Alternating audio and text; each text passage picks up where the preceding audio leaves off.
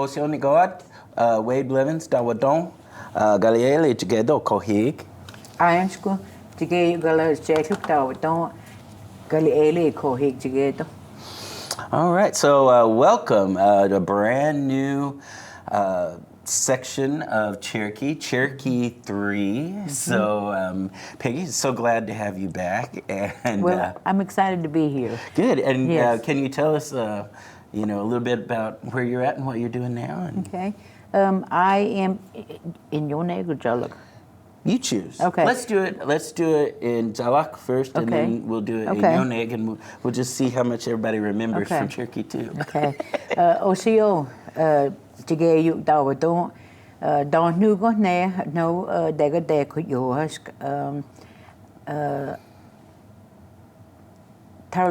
not told Lucy ne, Ale, Junesti, Agayi, Ale, no, Sudaline, Kalkogina, Dini Nidon, Dega de Yosk, Gilago Dinsku. Since Don Nugo, Geg, the Geg. Awesome.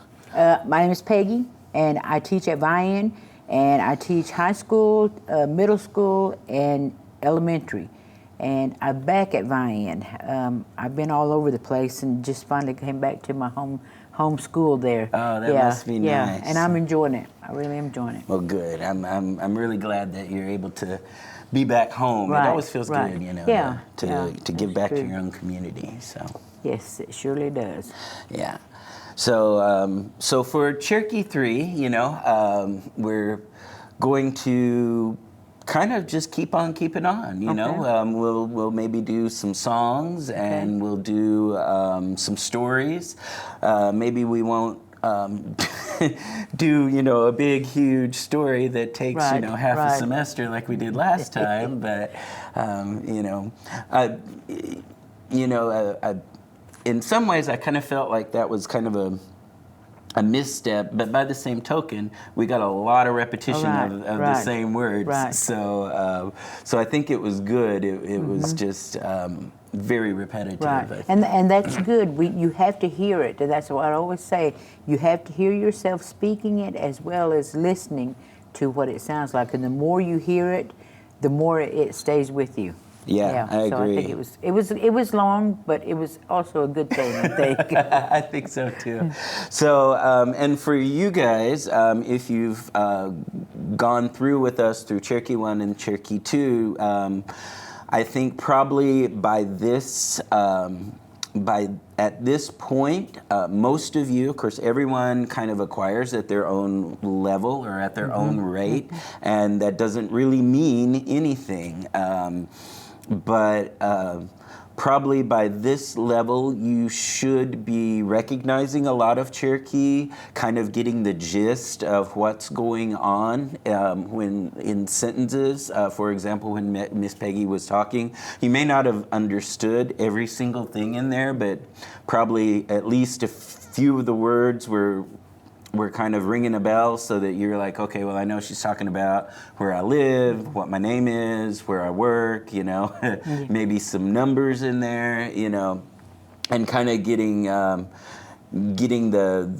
kind of like the dartboard or whatever. You're on the board, you just may not be on the bullseye yet. And as far as speaking goes, I would expect that for most of you, you would be able to predict how a word might change and things like that, but maybe not be quite 100% there yet. I know that's kind of where I am. I can get really close, but I'm still not quite there. And I think it just takes more repetition and more listening to it, because Cherokee words are very complicated, and the word could change, from sentence to sentence, just depending on what else is going on in the sentence. And so hopefully for Cherokee 3, we're going to talk about that more.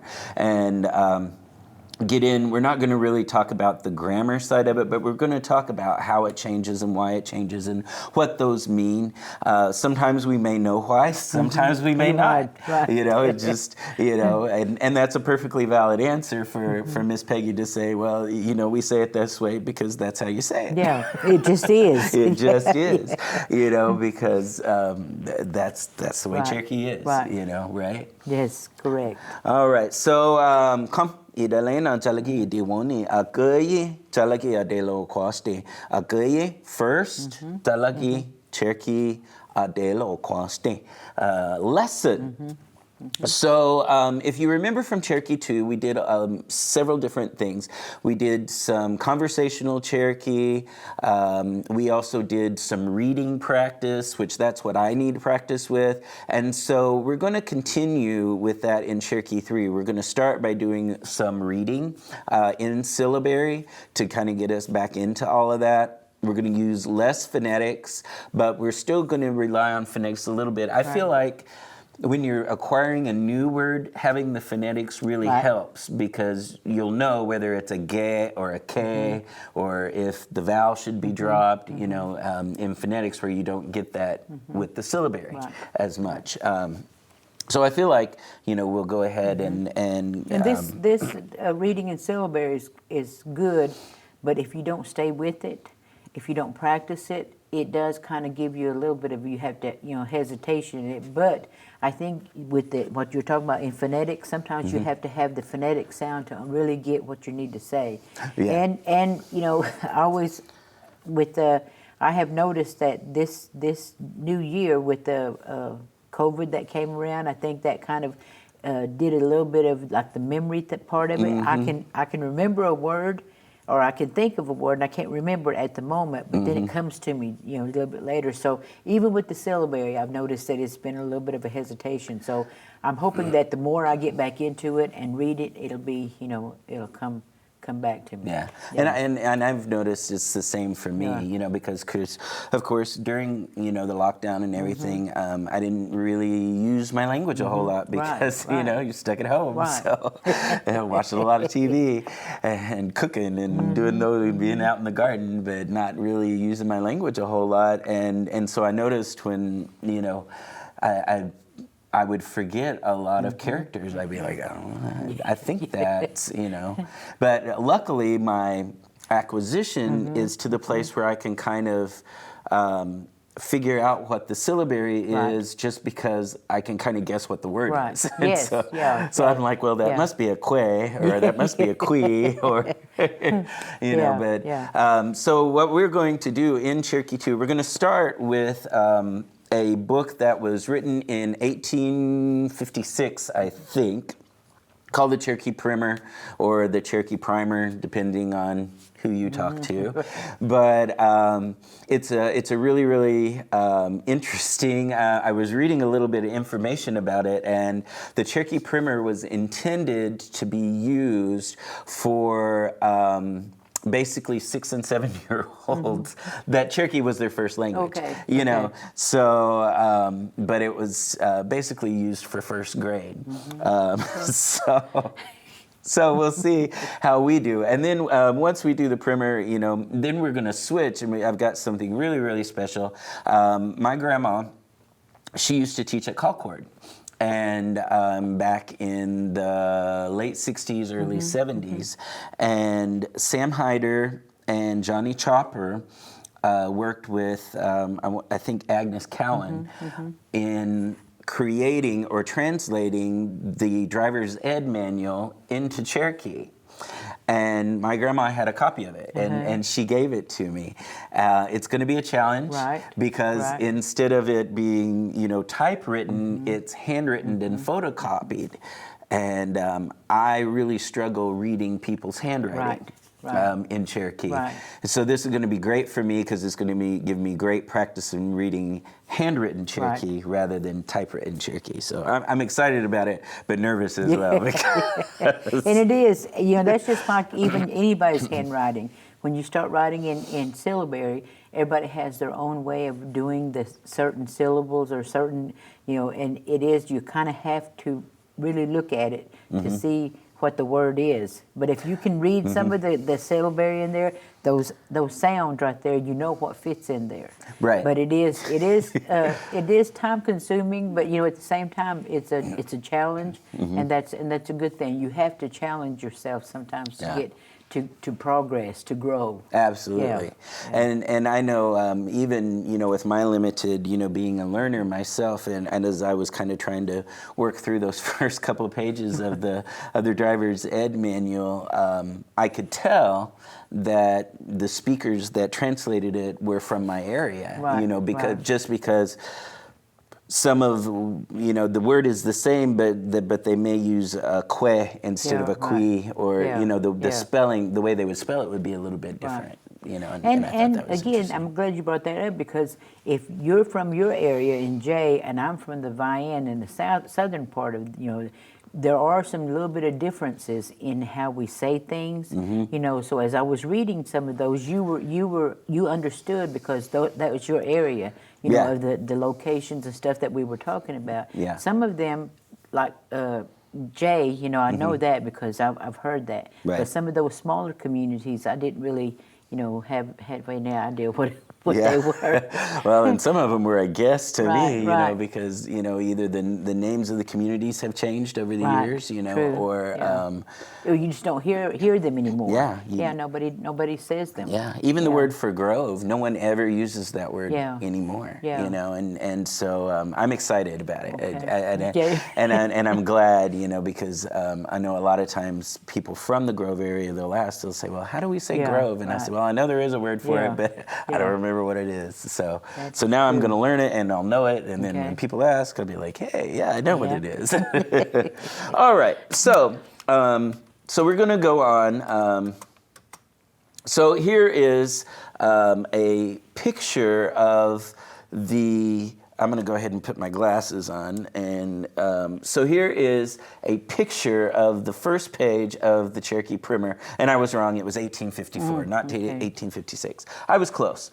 But, and so, of course, the copy is not real good. It's hard to read. And so what I did is I went ahead and I wrote it out over here so that we can read it a little bit better. So that first word at the very, very top, if you'll see this word right here, ani talaki, ani talaki. Ani talaki. Okay, ani talaki, Cherokee, right? Plural. Cherokees. Yeah, Cherokees. Ani jalak. Yes. Yeah, because if it were just one Cherokee, well, it depends, right? Right. I was going to say it would just be jalak, but that's not necessarily always true. It could be ajalak. Yeah, and in this, I don't think they're talking about Cherokees. They're just saying jalak, like it's their book. It belongs to them. It belongs to them. Yeah. To all the Cherokee people, not just one Cherokee person. Yeah, right. Correct. Okay. So see, there's a Right lot off of the bat, information. we just Well, there's a lot of information in just one simple Right. word. Right. That to a speaker it just makes sense. Right. But to somebody who thinks in English, some of that extra information we don't ever think about. So I think that. So then the next line is two words. Junalena doti, Junalena doti, Junalena doti. Is that related to the word idalena to start? Yes, it's kind of like at the beginning. Okay. Junale doti, kind of like the beginning things that they need to know. Yes. So the something to start you with. Yes. Okay. Something to start you with. Yes. Okay, because if you remember in Cherokee 1 and 2, we've had that ending, that doti. Yeah, and right. that doti is kind of, it means something that's used for a purpose, right? Right.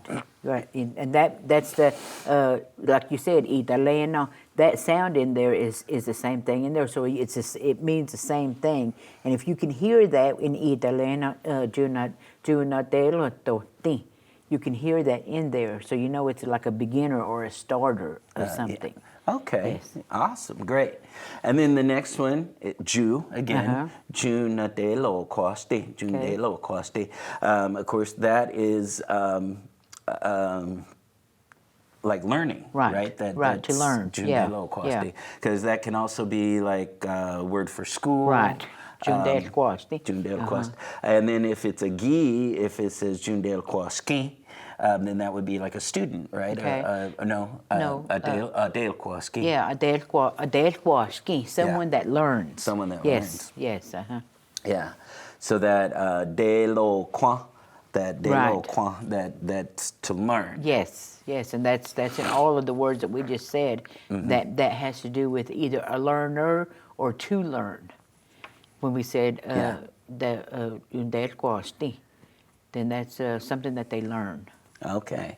So, we're talking about these words in a little more depth, because we think you're kind of probably ready to. You've probably figured some of that out yourself, and now we're kind of either confirming or giving you maybe hopefully an aha. Like, oh, okay, that makes sense. So then down at the bottom, it has some English. It says Park Hill, Mission Press, Edwin Archer, printer. Now, here's a really interesting thing. Whenever I was going through this book, and I was looking for screenshots of the first page, that name, Edwin Archer, was not always the same. It was, I mean, there would be different people's names in there. I read at least 4 different people's names. Everything else was exactly the same, but the names on there was different, and I thought that was interesting. I don't know why that is, and I couldn't find anything that said, why that was, but anyway. But maybe he says he's the printer. The printer. So maybe different printers. Right. Put their name on it. Yeah. Yeah, maybe they all worked at the print shop. Yeah. Like signing their work, right. maybe. Right. Maybe. Yeah. So then this next word here,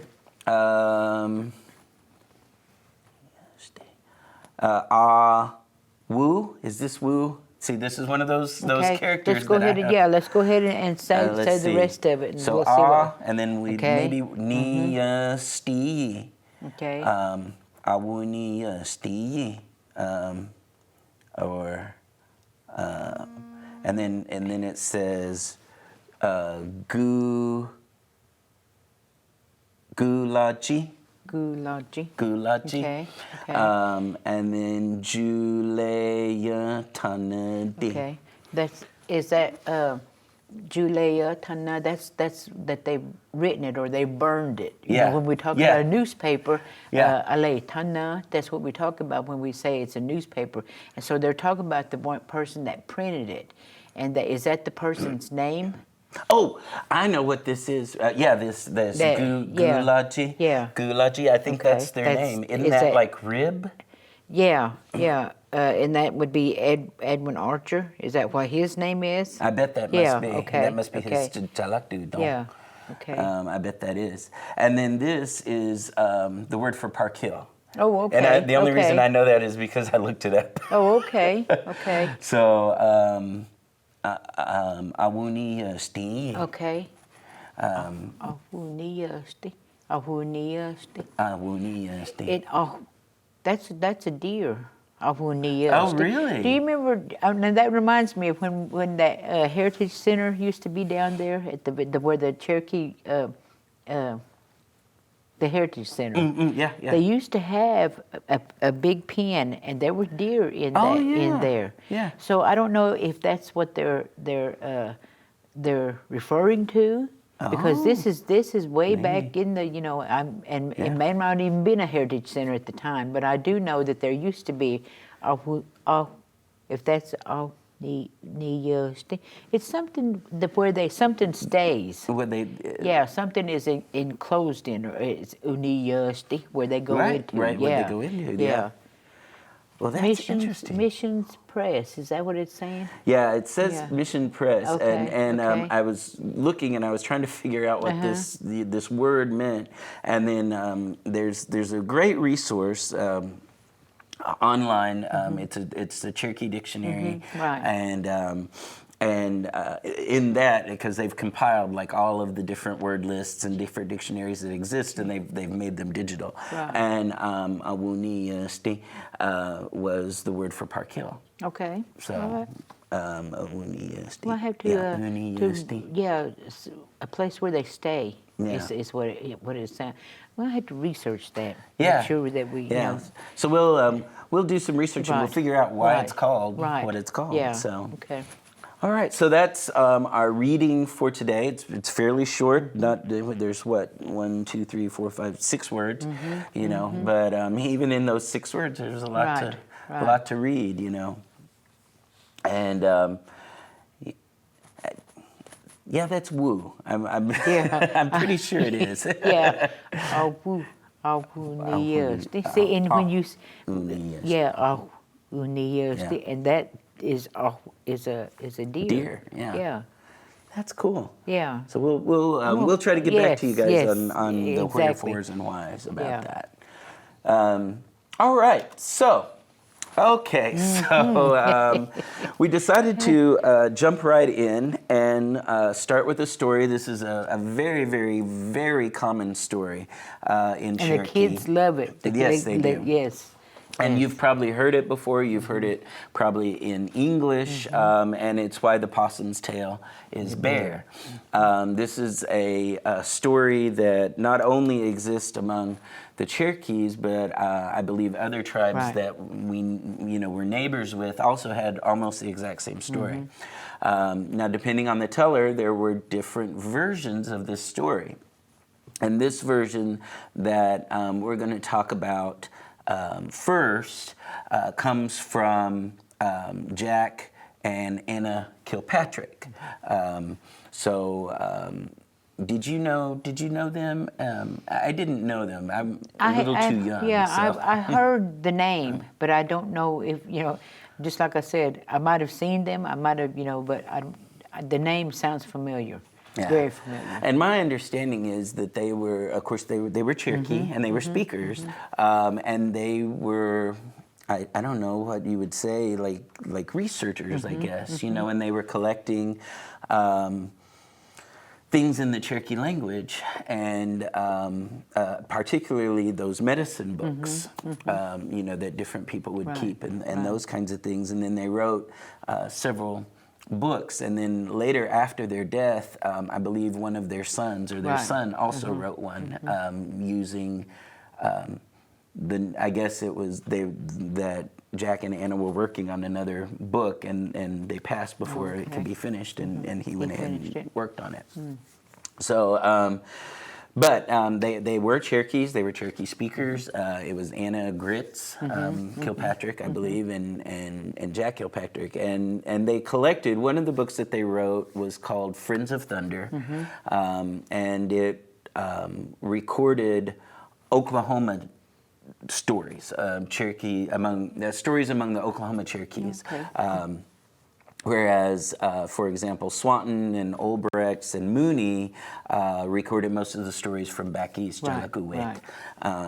And so in this version, and there are a few little differences from maybe, what people have heard. It's not as well, but I like it. And I like it also because it's shorter and it's less complicated. So for our purposes of language learning, it's I think a better fit for us. So, so here we've got our first character in the story, and as you know, this would be Sikwa Ujetsti. Sikwa Ujetsti. Sikwa, pig, right? Ujetsti means he's smiling, right? So a smiling pig. I remember when I think about this, I think of a story that Mama always used to tell about my older sister Susan. She spoke Cherokee. That's all. That's when she went to school. She was a Cherokee speaker, and she would say "Sikwu uyechk," some pig that laughed. Oh, is yeah, how she would say "Sikwu uyechk." And I think that's how she heard it. But they was trying to tell her, but she'd always say it that way. And I always think about that whenever. And I have to tell the kids that's what they'll say. Why do they call it a pig? That's the first question that they always say. Ujeched, And to me, that means sikuject. It's kind of like maybe acts like a pig. Oh. Uject. Uject. You know, yeah. And maybe, I don't even know, when you think about it, I don't really know that much about sikuject, what they do, how they live, so it could be that they're rooters, Pig-like. like how the Yeah. pigs, root around. Yeah. I don't know, but Yeah. sikuject, yeah. Yeah, to me, this is a really odd word Yeah. because, of course, possums are native to to North America, and pigs were introduced by the Spanish. Right. Right. And so surely, I mean, I don't. Which came first, Yeah, right? yeah. Was this first called this, or? And then we called the pig that whenever it came over, and they were like, oh, well, that's kind of like da-da-da. Yeah. Or did we have an older word for this, a different word, and then it became this That makes later? more sense to me, because if they're from here, the ujets, the possum, then I think that there probably was a word for that, because I think as when they started bringing over all these domesticated animals, they had to come up with names for them, and I think this might have just been one where it kind of uject, like sikwa. We know that that's a pig. We know that so they had to somehow make that name fit that animal, whatever it was. Yeah. And it's descriptive. Like we always say, the language is descriptive. Yeah. So it's describing something about that animal. Yeah. So I think whatever name that they've given him, that's not a old name, that I think it describes the Yeah. animal. I think so too. I agree, and I know some speakers just leave that sikwa off, right. and they just call it uject. Uject, yeah. Uject. Yeah. And when you so just be aware when people are talking. Sometimes that sikwa may not be on there at all. They just say uject. Yeah. And you just know that that I've always said sikuject. I've always put that sikuject on the front of it. It may not. I might not sikwa uject. Yeah. But at least the sikwa. Yeah, the sikuject is on the front, Yeah. and that's how I grew up hearing it. Right, yeah. So that's how I when I teach the kids, that's what I use. Wonderful, yeah. Yeah. Well, and it's good because it's kind of one of those words where you get more bang for your buck Right, or whatever, because right. you learn this word, and you not only learn the word for possum, you also learn the word for pig, yes. and you learn the word for like smiling Right, right. or that kind of thing. Yeah. So, Yeah.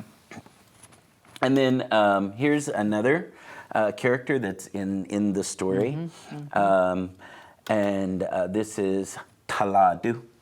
Taladu. Taladu. Taladu. Yeah, taladu. Because now, and because this is hard, Yeah. because it sounds a lot like the word for 12 or the word for 16. Taladu Taladu. is 16. 16. Yeah, taldu is 12. Yeah. Taladu is the cricket. And it all has the same three, sounds. Yeah, the kind of syllables. spelled the same. Yeah, aren't it they? is. Yeah. Taldu. Taladu. Yeah. Yeah. Taladu. Taladu. Taladu. Taladu. Taladu. Okay, can you say those three for us one more time, real slow? Taladu. Taladu is cricket. Taldu. Taladu. Taldu is 12. And then, what did we say that one was? 16. My brain just went blank. Taladu. Taladu, yeah, taladu. See, that's one of those things I'm talking here. about. I'm I said right it a while there with ago, and it just went, yeah, taladu, yes. And then Yeah. taladu, and then taldu. Yeah. Now So- you figure out, students, which one is which. Yeah. So you'll, Yeah. Taladu, taldu, taladu. Oh man. Oh, good. Okay. So how would you say 16 crickets? I think he's going to say that. Taladu, taladu, taldu, taldu, yeah. Oh, no, don't. There's 16 crickets at 12 o'clock. At 12 Yeah. o'clock.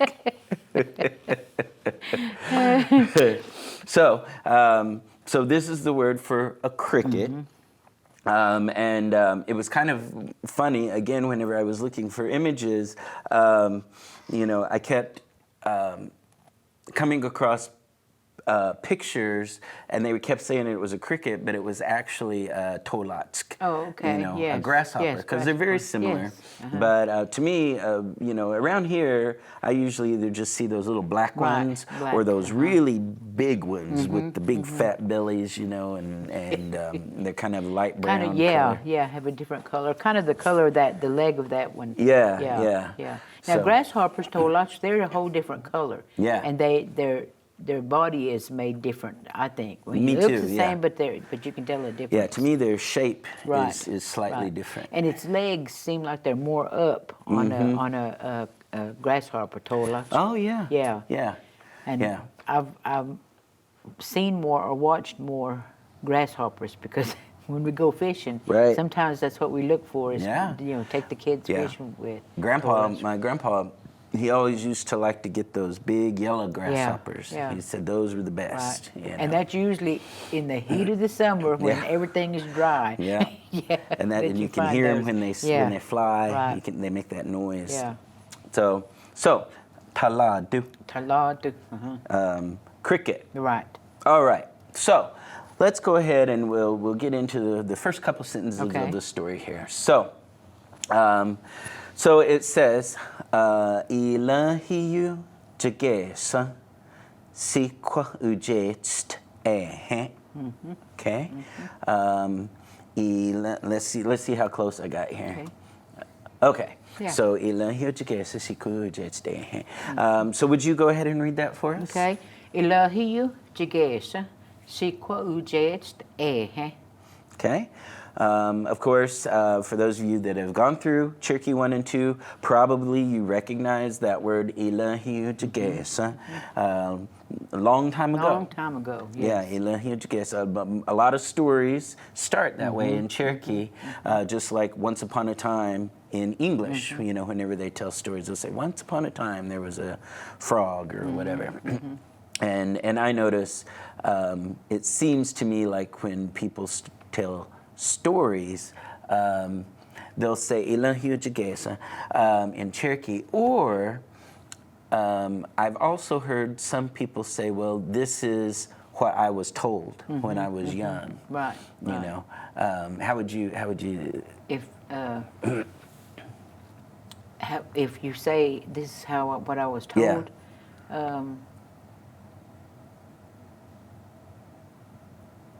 it's something I'll get no shela. It's either someone they'll say they told it to me. Agilish I'll get no shela. My grandmother told me, or agidud I'll get no shela. They told it to me. Yeah.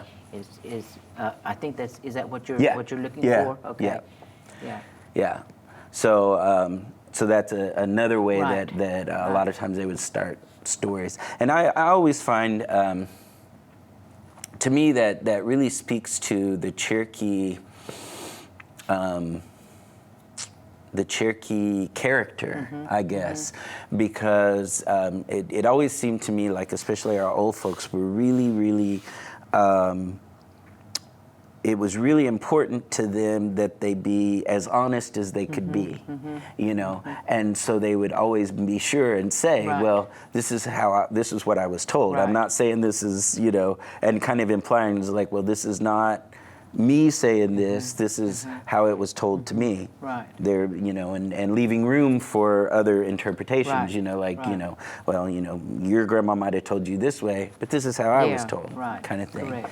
I mean, to me, that agino shela, what is a really Cherokee thing to say, Right. and really goes back to how we interact with one another, and the honesty, I guess. And everything is not going to be the same. Like what your grandparents told you, how you were raised, it would be different than what I was told. Yeah. But it's not that yours is better or truer or whatever. That's just the way it is as far as what we were told, Right. what they remember. Yeah. And they told us. And so when they say ilahiyu, that means a long time ago. Mm-hmm. You know, jigesha, when it was a long time ago. And Yeah. so whenever they say that part of it, you know that it's something that they heard from somebody, if whether it was their family, you know, Mm-hmm. it came down, or their grandparents or whatever, it was told, you know, it came down to you. All the way, Yeah. It Yeah. kind of is that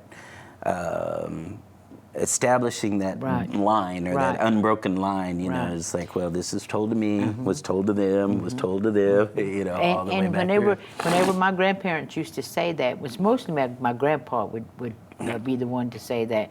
I knew he was going to tell us something that we needed to be listening to. Yeah. You know, that was an important thing to be listening. Now, when my grandma spoke, she would say something like, "This is what her mother told her." You know, it was more that way. Yeah. You know, specifically, this is what she was told. Yeah. You know, my grandpa was just like, a long time ago, this is what, what we did or what was said. But it was, you know. it's a, I think it's a kind of a structure that Cherokees use Right. to, like you said, to as young people, you know, whenever you hear that, it's like, oh, I need to pay attention to Right. this. Right. You know, this Right. is something, whatever's coming after is going to be something important. Right. Something I Right. need to pay attention Right, to. and to try to remember. Yeah. Yeah. Absolutely. And there's some things that, you know, as I'm getting older, I have finally, my brain, I guess, has finally stopped to think about some of the things, even what my dad used to tell me. Yeah. You know, I remember those things, and my grandparents, you know, tell me. I think your brain finally just says, okay, you need to start thinking about, you know, and people, you know, they don't want to think about what your grandparents told you, you know, as young people, but there's going to come a time where I think the people will want to stop and remember. Yeah, You know. absolutely. Yeah, especially stories, you know, different kind of stories that our grandparents and our great-grandparents, you know, told us Absolutely, or yeah. brought down. It's important because it's Right. part of who we are Right, and what made exactly. us who we are. Exactly. Yeah. So that word ila hiujages, you know, we've used it a lot, but I don't think we've ever really talked about, you know, the importance of it, because it is an important Right. thing to say. Right. You know, or agino sela, you know, either way. And then of course we have that word sikwa ujecht. Now, do you say ujecht or do you say ujechti? Okay, if I were reading the Ilahiuchagesa Sikujest Ehe, and that sound at the very end, you hear that sound Sikujest. It has that sound on there, but I don't come soft. right out. Yeah, I don't say Sikujesti. Yeah. Unless we're going to ride it. Right. If you're going to ride it, you need that last sound. And Right. see, in my Cherokee, my high school class, my Cherokee 2 class, I had to put that on there, whether Right. I was writing it on the board or whatever, because they have to, you know, have Right. that last sound in there. Do you ever do like dictation to them? Yes, Like, yeah. yes. And that's a really a wonderful tool. Right. I've found I've done it, and it really works well. Right. You know. I'm hoping to use a lot more of that this year, because that first year that I did, I only had 4 students, Oh. and 3 of them were Cherokee 1 and 1 was Cherokee 2. Oh, wow. Yeah, but I kind of integrated that Cherokee 2, the syllabary, to that Cherokee 1. I said, because you're going to need it if you take Yeah. Cherokee 2. You Yeah. know, so I did, you know, some of that dictation, you know, for that Cherokee 2 student, and the Cherokee 1 kind of got a little bit of it too, you know. So Good. I just kind of put it together because I had them all in the same class. Right. You know, because it was so quick that they, you know, put that class together that I just thought, might as well, it's not going to hurt them, you know, to do that. So, Oh, but I absolutely. look forward to doing more of that dictation for the, you know, I love Cherokee it. 2. I think Yeah. it really helps. You know, not only helps them learn their syllabary and stuff, but it helps them learn Right. the language. Right. It really does. Yes. You know. Yes. And then of course that that's just like there was, right? Yeah, I mean, yeah, he existed. They he lived. Yeah, they yeah. lived. Yeah. Long time ago, a possum lived. Yep. It's, yeah. Yeah. Ilahiuchagesa Sikujest Ehe. Good. And sometimes, I've noticed, depending on the speakers, sometimes they might say instead. Well, okay, if you're saying you're saying he lived right here. A specific time. Specific, yeah. Place or time, place right. or time. Just means that they just lived. Yeah. You know, that's not more Yeah. specific. In that last sound Yeah, it's a little on there, more general or Right, broad, right? right, and Yeah. that makes a difference to some people. Yes. But to me, Yeah, you know, absolutely. as long as you get that they lived, Yeah. and they still live, but we're not specifically saying, where Right. or anything like that. As long as they know that means that it lived. Yeah. You know. So, for example, if you wanted to say,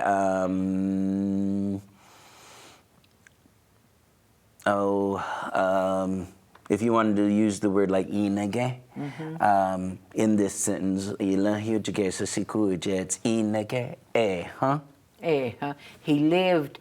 in the it's woods. he lived right? in the woods. Like right now, he lives in the woods. Yeah. Is what you're saying, Yeah. If you're just saying it's kind of like he lived in the woods. You're just telling that the possum lived in the Yeah. woods. Yeah. But the other one, you're kind of saying Making it specifically. real. Yeah, he lived in the woods right here. Yeah. So Yeah. that's you kind of. There is a slight difference Right, to there some is. speakers, but to Right. other speakers, Yeah. I've noticed they're like, eh. Well, know? I think it is. I think it as a speaker, it's that's the way it is. But Yeah. as a teacher, Yes. you notice it just a little bit different, Right. and you have to kind of Think teach about it it that for- way yeah. and think about it, you have to think about the students. Are they ready to know all that stuff, or is it Right. okay just to make it like this, and then Yeah. as you're going along. And I've noticed that if I do that, and somewhere down the line I change it to they'll Yeah. say, "Well, what's the difference Yeah. between and I love that when they ask, Yes. because then you can teach them the Absolutely. difference there. And you know that they're paying attention Right, because they exactly. know it well enough to know when a sound has changed. Right, They're like, right. oh, that's different. Yes, and why is it? Yes. And I like the whys sometimes, but then sometimes it's just like, I don't know. That's just the way Yeah. it is. Yeah, it's like I can't Yeah. tell you why. Yeah. It just is that Right. way. Yeah. Well, that's as an example, that word like Mm-hmm. Whenever I was first learning, I was like, well, why is that D sound? Because that means plural, Yeah, I was like, why is working plural, And they're like, I don't know, it just is, Or singing, de Right, kanogi. de kanogi. Yeah. And then finally, I think it was Wade, Ryan Mackey. He was like, well, he said, I think it's because you don't just do it one time. Okay. You do it over and over and Okay, over again because okay. it's something you do repeatedly. Okay, And I was okay. like, I'll buy that. That makes Yeah. sense. I mean, sure, why not? And see, and some like you and I have worked together for quite some time, and I will tell you if I really don't know why. And a lot Right. of times I've had to, since I've been teaching, I've had to really try to understand some words so I can explain to the student how it is. Yeah. And at the very beginning, it was kind of like I had to really think about it because I just knew that it was. Yeah. I just knew that that's the way it Right. was said. Yeah. And then the more I started teaching, I had to say, okay, I'm going to have to figure out how to tell them, it's because of this, or this is the way because it's more than one, or they're doing more than one thing, or things. So I had to really start thinking. The whys and Yes, wherefores. yes, and that is exactly. complicated Yeah. to think about your own language. Right, To me, right. it is, Yeah. So, a long time ago, there was a possum. So then it says, do you wo do ge sen gani da. Okay, so I don't have my glasses. I gotta put my glasses on. So my eyes are getting Yeah. worse and worse. So do you really, Really, very, lots. yeah. Wo do beautiful, right? Ge sen was. It was, Gani da. That's his tail, right? So can you say that one for us? Toyu uwodu gese kanidata. Gani da.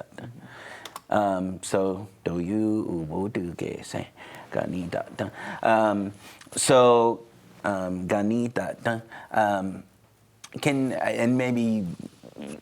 And again, you can just say I don't know, or that's just the way it is. But I know that there's another word for tail, gatok. Yes, I've heard people say that, and I think it was you that told me when we were and I had never really heard that, but I hear speakers use that, and I know now that's what it is. But at the very beginning, I had never heard that for tail. Really? Yes, Wow. yes, and I don't know if it's a location thing or what, but Yeah. I thought that was what I've always known. Yeah. For a tail.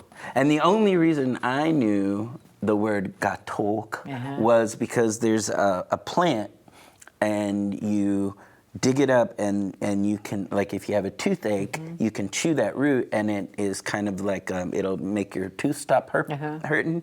And they called it salol gatok. Oh, okay. Okay. Squirrel tail, because the leaf of it looks like a little squirrel tail sticking up out of the ground. And so that's the only reason I even knew that word. Yeah. Okay. And see, and that's a good point, because a lot of words probably derive from, and that's probably a word that's an old word, you know, because of the plant. Oh, yeah. You know what it looked like, and so I think that gatok is the probably the original. You know, when you talk about the plant, people that do plant, that work with plants, that know medicine with the plants, that's probably what they know. That's what it is. Maybe. And I'm not sure when. Interesting. That's another thing. I need thought where that came from. Yeah. When it came from. Yeah. You know. Well, and I know if you look again in the dictionary, the Cherokee dictionary, gani tata, they translate it as saying his tail. Okay. And then gatog, they just translated it as saying tail. Okay. You know, and so gani tata. Well, does that mean like it? I mean, like, is there a gani tata, like his? To me, when I hear that, it's kind of like it's hanging off of something. Yeah. And you could translate it like it's somebody's tail. It's the shalol. It's that squirrel's tail. His tail. His tail. Yeah. Okay. Yeah. So, but you know, to me, that's just been the word for tail. Right. No matter whose it was. Right, yeah. Because, well, it's not often in life that you see just a tail hanging, you know, just lying on the floor somewhere without it having an owner, I guess. True. Yeah, and sometimes when you ever heard when you leave a door open and he need thought us, they'd say, "Do you have a tail?" You know, they would say because you left the door open. To leave room for your tail to go through. So that you can use that, but I think it was really meant for animals. But you know how we, as Cherokee people, are. We have to kind of do. Oh, absolutely. Yeah. So then they would say, "He need thought this." That's what I ask my grandkids sometimes when they leave the door open. Oh, yeah. And they'll just look at me and they know what I'm saying because I've said it to them so many times. They may not know exactly, but they know. They know. It's like, I need to close the door. Close the door. Yeah. True. Yeah. So we've come to the end of our time. Okay. But I think we've done some really good work. Right, We've gotten a couple sentences into the story, really had some good discussions about the language. And so when we come back next time, we'll continue with the story. And like I said, I think this will be a really good one because probably most people have heard this story at one point. It's a very, very common Cherokee story. Right. Anyway, I would just want to say wadon to everybody for hanging out with us, and we'll see you next time. Yeah. Wadon.